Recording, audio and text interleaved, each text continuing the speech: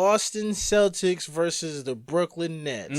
So as of today, they just signed Blake Griffin. How do you think that Blake Griffin's going to fit into this Brooklyn team and their playoff run? I don't want to put the crown on the Nets yet. I think the 76ers are going to have to say something about that. They have MVP Embiid. They have Ben Simmons, who's an all-star, and they have better shooting. You know why they didn't play Tobias this weekend, Harris right? is going crazy on that team, too. You know why they didn't play this weekend, though, right? Yeah, because they have COVID violations. But they also came out negative, so I don't know what the fuck you talking about. When it comes to your question, though, I think that Blake Griffin will just offer another dimension.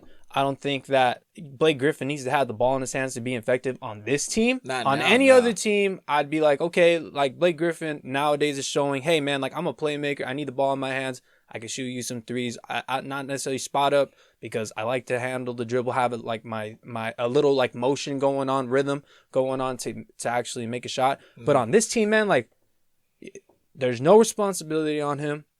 None. He could just do his own thing. He's like sneaking behind everybody. I feel like literally he can just be just a productive guy that can hold his own. He's gonna have a new motivation behind him. But everybody like that I've been listening to or talking to, they all mention how he's like injured or like he hasn't had that motivation or it's injuries when it comes to the Pistons. Now, he led them to the playoffs and he was injured for sure during that time. And now this time it's like, is it lingering or is he doesn't have that much motivation? For me, I feel like it is, and I hope that it is his unmotivativeness, because I would also blame that on an injury, kind of like a Kawhi type of thing. Who would not go to the best situation possible? Not only can you win a championship, but like you're not taking the heat. You're literally under the radar, and your name is still Blake Griffin. Exactly. The same thing like we were mentioning, like, oh, it's still Ben Simmons, like he's gonna get an all-star thing. But like again, you know, to answer that, I think it's just another dimension for this team. I don't think that it plugs the holes that are already about like on this team. You know what I mean? Right now, are they better than the 76ers? Yes, but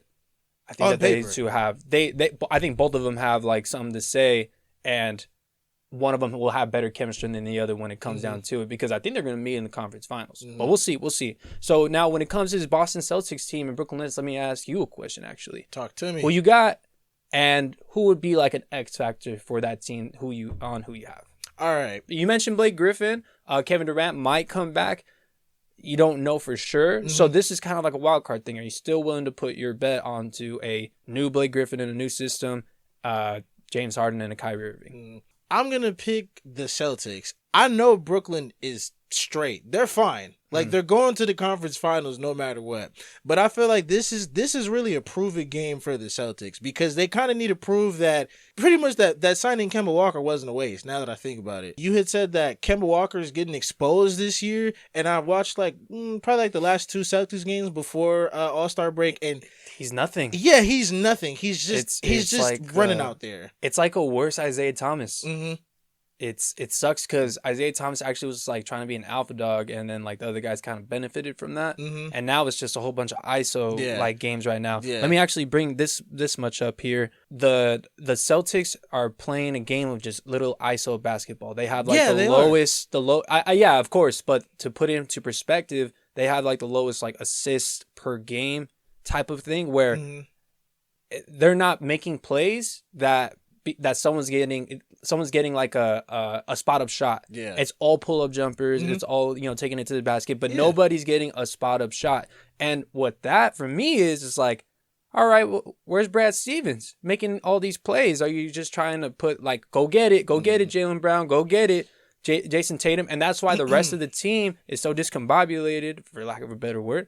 Discombobulated, like all the way around. You know what I mean? Like we mentioned how the secondary team isn't in a rhythm. They don't really work well together unless at least one of those stars is on the court. For me, at least, if the Celtics don't win against these Nets and they don't have Kevin Durant, and I don't think of Blake Griffin barely getting onto a team. No, that's a fat ass red flag, bro.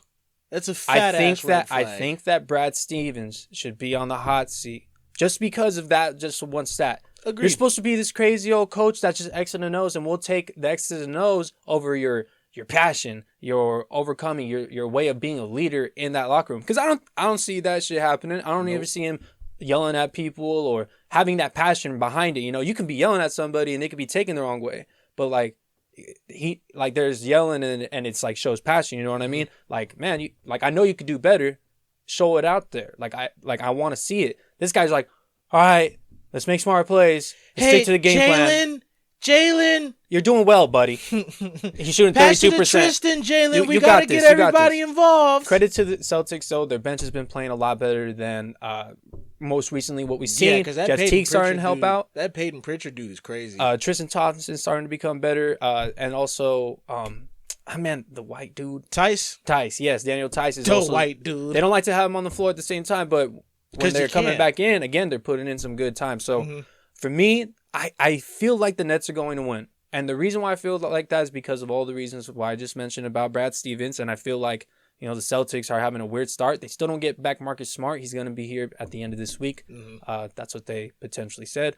For me, dog, I think these Nets should win. But if these Celtics win, I think it's going to spark them right back on to the right track. And then guess what? We're on fire here. Yeah. We just beat the Nets. We're just and they just won. They won 10 of their last 11 before the All-Star break.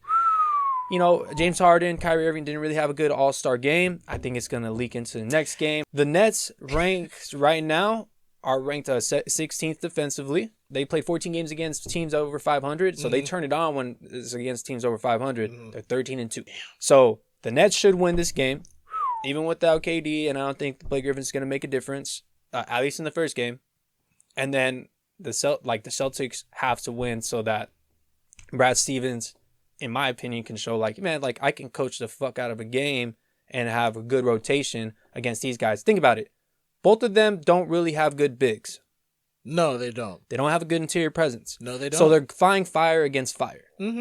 So whose fire is best? It's a rookie coach against another guy who we claim to be the best coach for many years in the past, many consecutive years in the past. This guy has to be on the hot seat, or shouldn't be given the credit that he has been given throughout these past couple of years here. Boston has hit a wall, and they need to get over this shit quick. Because if not, then Boston needs to. They got to ship somebody off.